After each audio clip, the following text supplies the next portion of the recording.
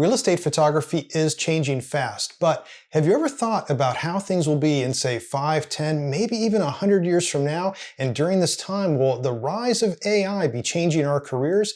That's just one of the topics that I'll be looking at in this video as we step back and analyze different trends over the last few decades and especially the last few years so that we can start planning on what could be changing in the coming years. Now, recently, I did a video on real estate photography trends just for this year, 2025, to prepare for some short-term things that are inevitably coming our way and how things were changing in the last year in 2024.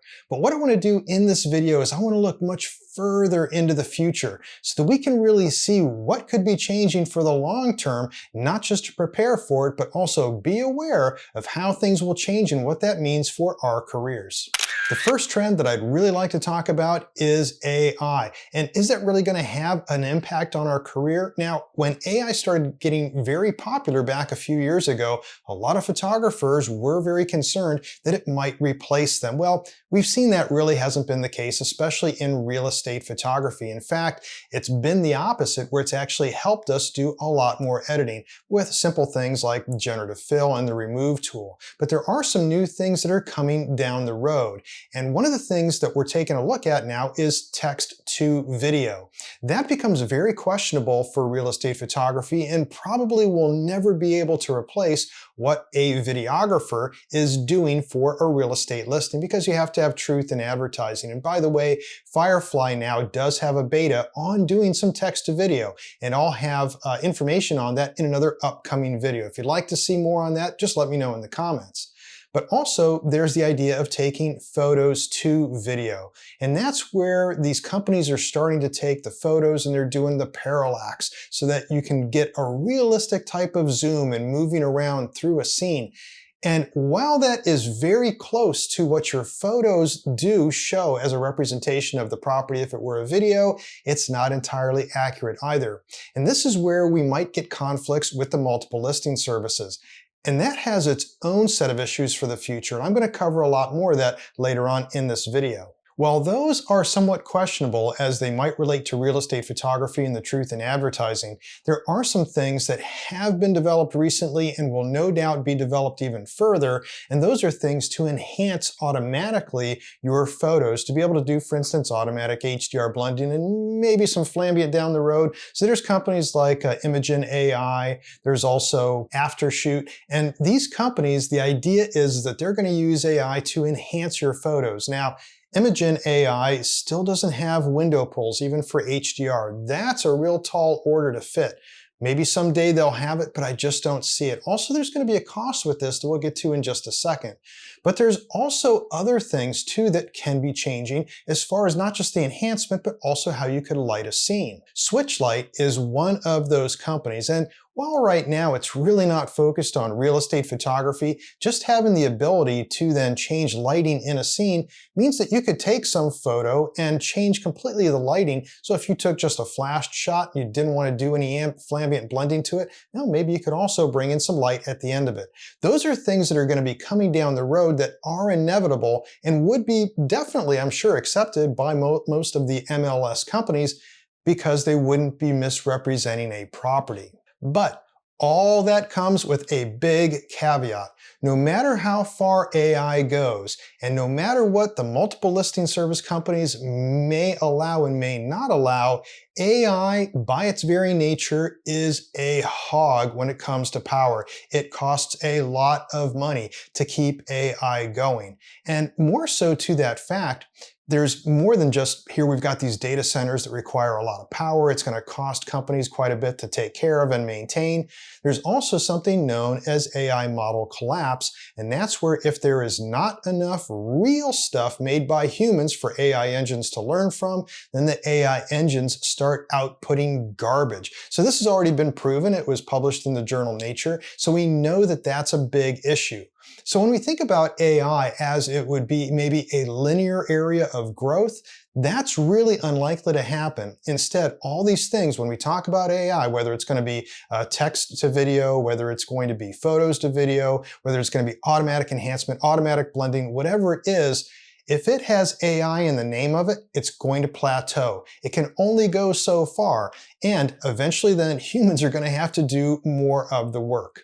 Also, something to consider is that as soon as these companies come out with something that is really cool and it's catching on when it comes to editing photos or video, Adobe will probably just swoop them up. So this has been very common. Adobe's the big 800-pound gorilla in the marketplace, so all roads may eventually just lead back to Adobe anyways, which is why also some of these things right now are cool, and I've been contacted by various companies to review their software on doing photos to video. And I've held off on that because none of them are really up to speed yet. Once they are, maybe I will take a look at them further. Right now, though, we can already see that this is already being produced by Adobe and their Firefly in their beta that's just come out. And once again, I'll have another tutorial on that coming up. This then leads into some more critical issues and trends that are going to be coming in the future. But before getting to that, I just wanted to take a moment real quick and mention that if you did want to learn more about real estate photography, then I'd invite you to take a look at my courses on real estate photography. I've got courses on doing professional interior photography, expert editing, exterior photography, videography for real estate, and business and marketing for real estate as well. I also have best-selling books on real estate photography, and I have links to all that down in the description for this video. This next trend, it's very critical. It's the quality expectations that have continued to rise and are going to continue rising for a number of reasons. This does have a somewhat linear growth, and it can actually escalate.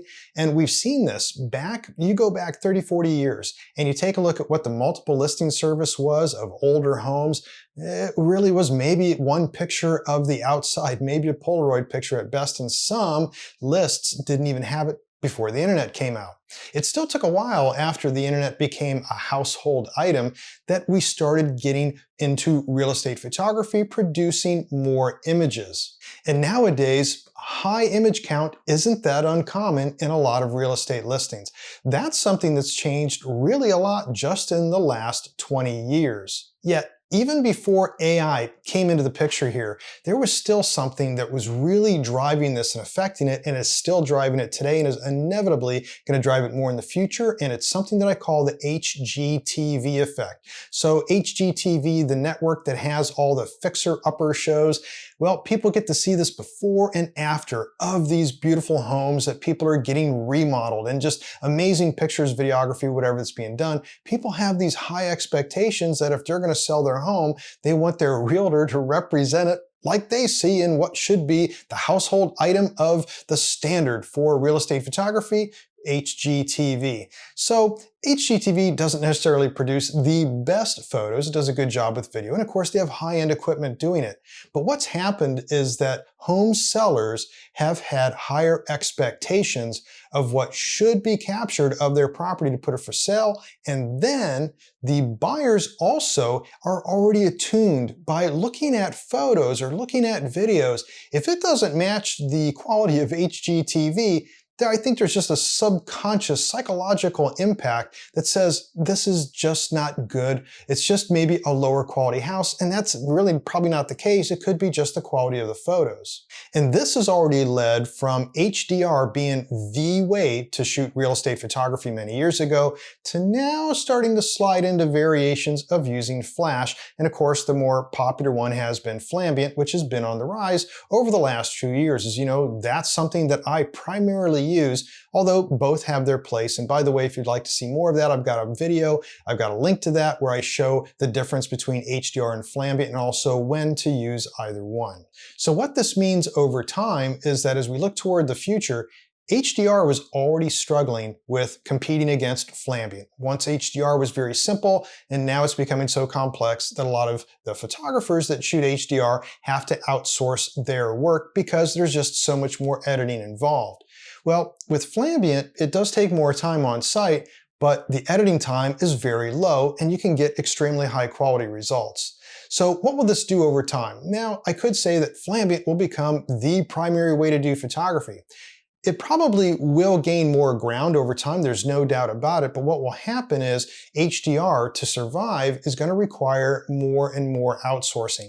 And it still will only be able to hit a limit unless camera manufacturers can somehow magically imitate lighting. And that's just an optical thing that's very difficult to do. So as we look toward the future, I can see 5 years, 10 years, even more down the road, that some of the Flambient processes will get easier, especially what we can do with AI and automation that's coming down the road also.